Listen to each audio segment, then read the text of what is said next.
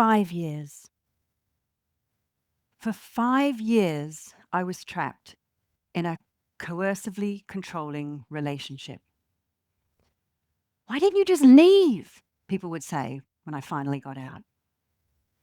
That question used to make me feel shame, but now it makes me angry because that's not how it works.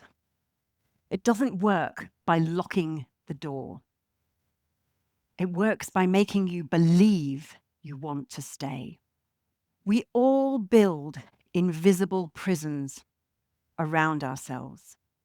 And I spent nearly 30 years trying to figure out how we could see those prisons before they trapped us. We all have a ghost in our machine. And I found the answer in a most extraordinary place: artificial intelligence. And today I'm going to share with you how I think AI might be that thing that helps us hunt that ghost down. Have you ever found yourself in a situation where you just think, how did I get here? This isn't who I am. Or you're doing some kind of bad habit behavior that you've been trying to give up. Have you ever felt that and found that? I think, what's going on? How did this happen? Nobody meets an abusive, coercive, controlling partner and go, I found the one. Nobody walks into a toxic workplace and says, I'm home. Nobody sets out to join a cult.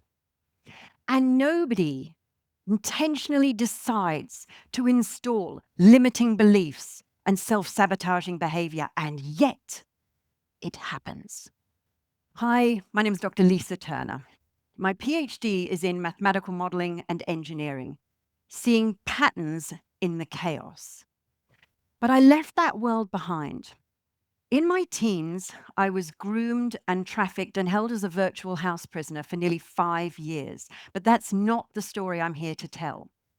The reason I share it is because it gave me a kind of weird superpower. When I escaped, because I'd missed out on that normal time when we learn the kind of regular rules of society, like you don't order your pudding with your main course kind of rules. Because I'd missed out on that, I could see the invisible scripts that people ran, that people lived by. And what began for me as a journey to recover from my own trauma turned into a lifelong fascination with the human mind, with emotions and personal transformation and even consciousness. And what I found looking at all that through an engineering lens was that it can be mapped. There are systems, there are frameworks. And when you have a framework and a system, you can repeat it and get the desired result. Today, I'm going to share with you 3 things. First of all, I'm going to explain how I got into combining AI and emotions and personal development, which is kind of unusual, I know. Then I'm going to give you a demo of how this can be applied in our personal relationships, and then another demo of how this can be applied in the workplace. So, how did I get into combining AI with personal transformation? I'd been working as a coach and a trainer for about 20 years, teaching modalities that worked. And then AI came along. Now, as an engineer, I love a bit of tech. And I'm like, wow, oh, this is awful. We've all seen the images of people with 3 legs or, soup for hair or something. And it was truly terrible. But the models got better, AI improved, and it's still improving. And I got better and more skilled at programming it. And I started to turn those systemic models and frameworks into AI tools. And I now have about 100 different AI tools. Now, around this time, many of my friends and peers and colleagues started coming to me, expressing concern about how their coaches or their trainers were behaving in really strange ways, demanding unprecedented levels of loyalty, creating us versus them, kind of cliques, and making increasingly ungrounded claims. Now, I've lived inside coercive control, and I thought, this smells just like it. So I built an app. I looked at all the frameworks that apply in that realm, the BITE model, coercive control, trauma bonding, love bombing, all of those. And I built a tool that could model and identify all of those red flags before people got trapped. And it worked. So as I said, I've got about 100 different AI tools. I have tools that show invisible emotional labor that people carry and things that would help you find your inner self-sabotage. And yes, I did turn one of these tools on myself. Because as I was preparing for this talk, that little inner voice, the one that says, "Who are you to talk about this?" Apparently it sounds like Marge Simpson. I don't know why. So I ran myself through my imposter syndrome buster. And it gave me a Venn diagram, because as an engineer, we love a diagram. So what it said was, if we combine the engineering systems thinking training with 20 plus years of personal development, transformation, understanding those systems, and then through the lens of the lived experience of a survivor. And that apparently AI said, so it must be true,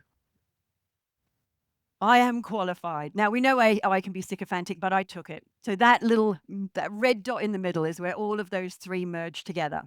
Now, as I was building all of these tools, one of the things I identified was that the tool you build is only as powerful as the model, the framework behind it.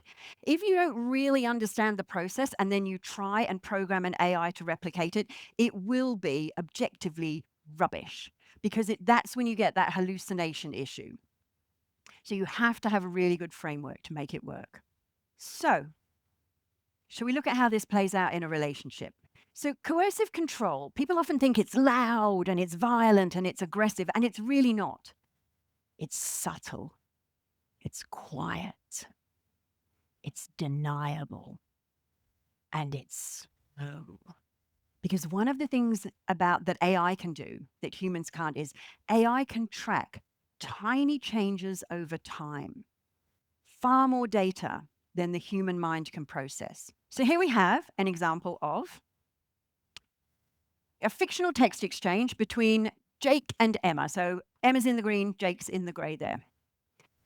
And Emma's just had a great day out with her friend Sophie, and she said, had such a good time with Sophie today. Haven't laughed that much in years. Jake says, I'm glad you had fun. I just worry sometimes. Emma says, worry about what?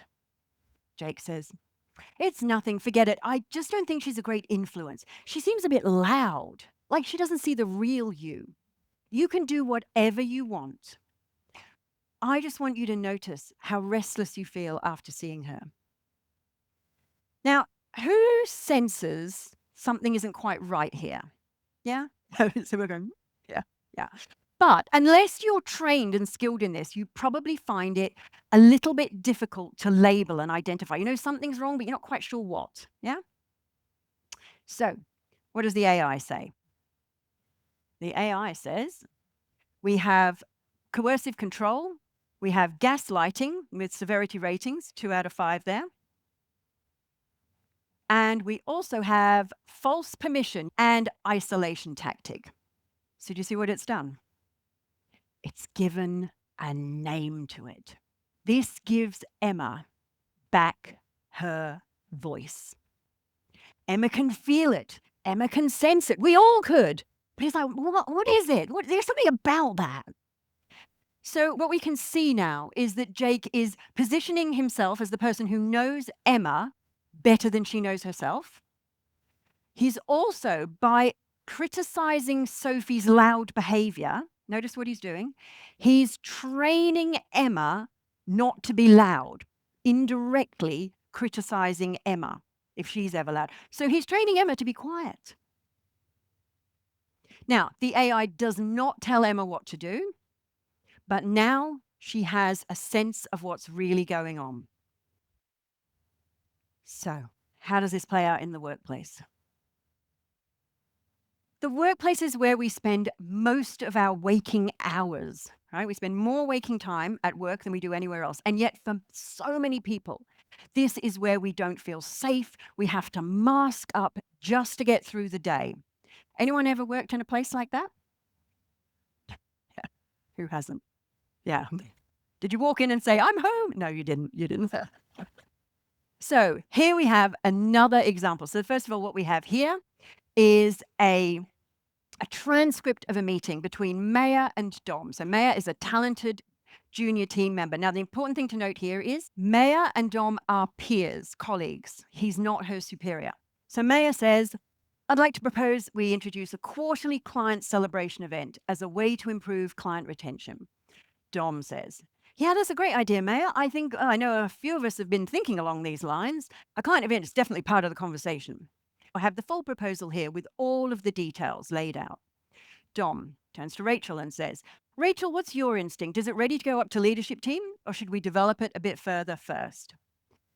To Maya, really good starting point. Let's build on this together as a team. Doesn't seem too bad, does it? 14 minutes later, the private Slack message. We've all had that, haven't we? So Dom says, hey, good stuff in there. Maya says, thanks, though I felt my proposal got a bit redirected. Dom, did it?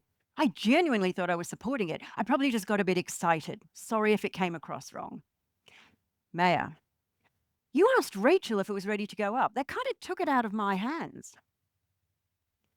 Dom, I mean, I was just opening it up to the room. I wasn't trying to block it. Honestly, Maya, I think you might be reading a bit much into it. Everyone thought it was a great starting point. Okay. Don't be weird about it. We're all on the same team. Brief me before Thursday, and you can walk me through the fuller model before we take it forward. So now, who senses something is not quite right? Yeah. And again, what is it? What is it about this? It's just like, it's like, what is it? It's hard to put your finger on, right? What does the AI show? Credit dilution. So he's starting to take a little bit of the credit that Maya had for bringing in the idea. Apparently, it was one he already had. And then competency undermining by redirecting it to Rachel.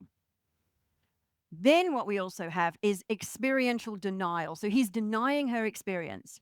Then we have a beautiful micro invalidation, severity 2 out of 5, and then tone policing. Don't be weird about it. Can you see now that Maya has language? We've given Maya her voice back. Yeah? Because this is how it works. And by the way, I deliberately chose edge cases for these two examples, for these two demonstrations. Because if it's extreme, you don't need AI. It's really obvious. It's when it's subtle and deniable that the AI can depict it.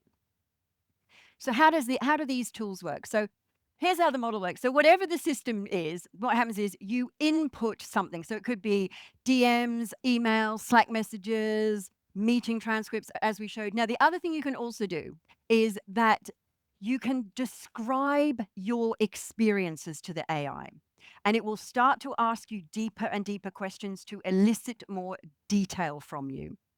And what it does is it takes all of this data and it runs it through whatever frameworks it's trained on.